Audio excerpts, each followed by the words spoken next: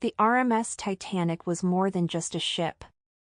It was a floating palace, a symbol of dreams, ambition, and human achievement. But when it set sail on its maiden voyage in April 1912, no one imagined it would become the stage for one of the greatest tragedies in maritime history. Among the 2,200 souls on board were stories not only of survival and loss, but of romance, too. Some were tales of lifelong love that ended in heartbreak, others were new flames kindled during the journey. These stories remind us that even in the shadow of disaster, love still found a way to shine. Perhaps the most iconic real-life love story from the Titanic is that of Isidor and Ida Straus, the elderly couple who owned Macy's department store in New York City. Married for over 40 years, their love was deep and unwavering. As the ship was sinking and lifeboats were being loaded, Isidor was offered a seat on Lifeboat 8 due to his age and status. He refused, saying, "I will not go before the other men." Ida, standing beside him, refused to leave his side. "We have lived together for many years. Where you go, I go." Witnesses saw them standing arm in arm on the deck, facing their fate together. Ida gave her fur coat to her maid and stepped back, choosing love over life. Their bodies were never found together, but their story became a symbol of eternal love and devotion. John Jacob Astor IV, one of the richest men in the world, was returning from a European honeymoon with his 19-year-old bride, Madeline Astor. He was 47, she was decades younger, and their marriage had caused a stir in New York society. Still, by all accounts, they were deeply in love. When the Titanic struck the iceberg, Astor helped Madeline into a lifeboat and asked if he could accompany her because she was pregnant. The crew refused.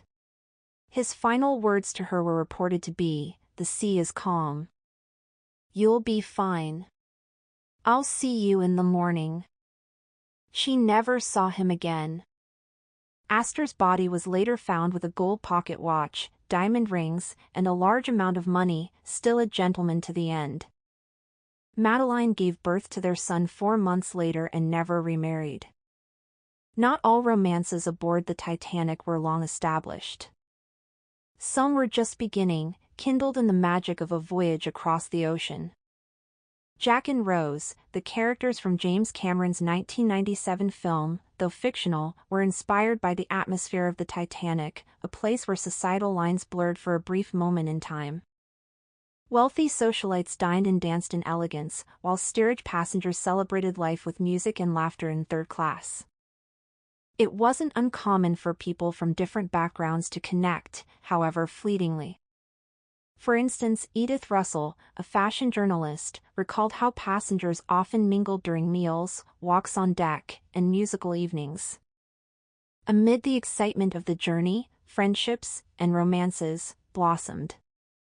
One such rumored story involved Michel Navratil, traveling under a false name with his 2 young sons.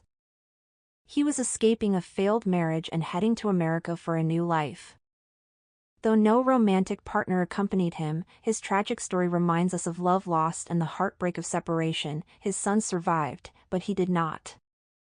The Titanic's band of 8 musicians became legends for playing until the ship's final moments. Among them was Wallace Hartley, who had recently become engaged to a woman named Maria Robinson. He carried a violin she had gifted him, engraved with a message of love. As the ship was sinking, Hartley led the band in performing hymns to calm the passengers. Survivors later recalled the strains of "Nearer, My God, to Thee" as the last song played before the ship disappeared beneath the waves. Hartley's body was later recovered, his violin strapped to his chest. That same violin was eventually returned to Maria, a painful yet beautiful symbol of love and sacrifice. There were more than 13 honeymooning couples aboard the Titanic. Some had just married, while others were taking delayed honeymoons or romantic voyages together. One such couple was Lucien and Mary Carter, newlyweds from Philadelphia. Lucien helped his bride into a lifeboat, kissed her goodbye, and promised to find her later. But he never made it. Mary survived, but like many Titanic widows, she never truly recovered from the trauma of that night. She kept Lucien's photograph on her mantle for the rest of her life and never remarried. These couples had dreams of new beginnings, of lives built together.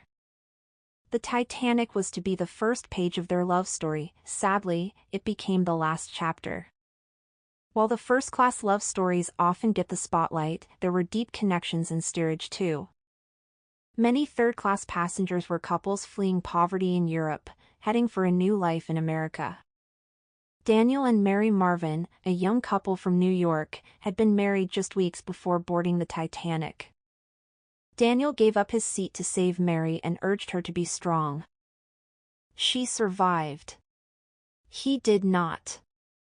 Another heartbreaking story is that of Finnish immigrants Ellen and Pekka Panula, who traveled with their 5 children. The entire family perished.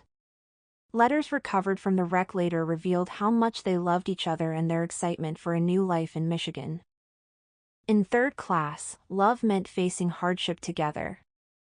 Many couples faced long odds, but their devotion was no less strong than that of the wealthy.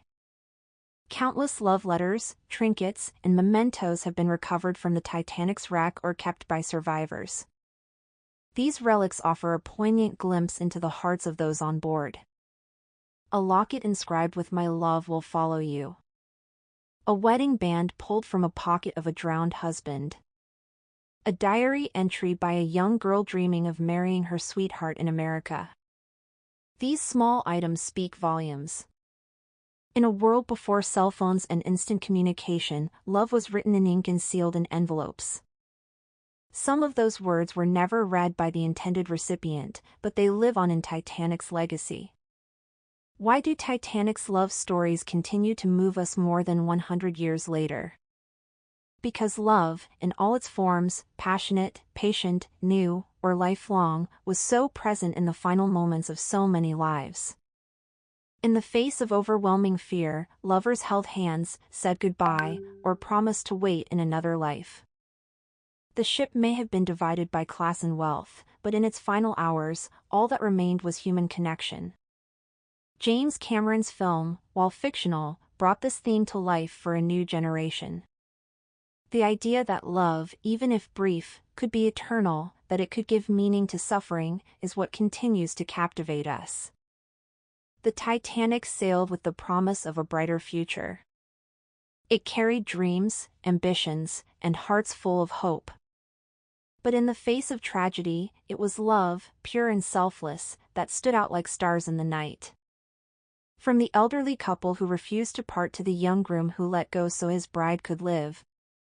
The Titanic gave the world more than a cautionary tale, it gave us enduring reminders of how deeply humans can love, even at the edge of death.